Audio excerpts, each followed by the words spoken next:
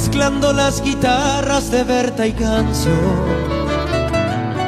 nacen estos arpegios de Ñandutí,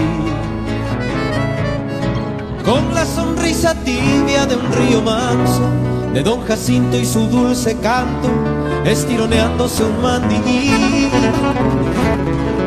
Mezclando dos idiomas surge este canto, nada como el dulce idioma guaraní. Soy un taní estrúa y muy enojado por un saludo en los vestuarios que fue negado al gran Santa Cruz.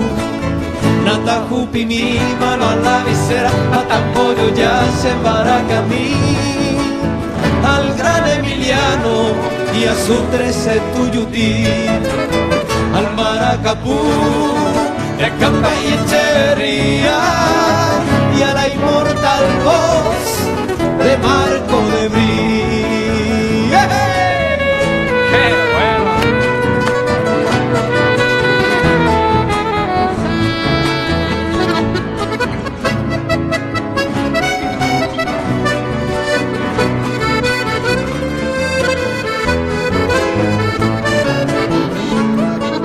Mezclando menta y para y guardo para la suerte un cabureí. Mi fresco tereré ya está preparado, no importa el lunes o si es feriado, no importa el día si está nublado. Natajupi mi mano a la visera, Atampollo ya se embaraca a mí, al gran Emiliano y a su 13 Tuyutí, al Maracapú de Camba y Echeverría y a la inmortal voz de Marco de Brí, al Maracapú de Camba y Echeverría y a la inmortal voz de Marco de Brí.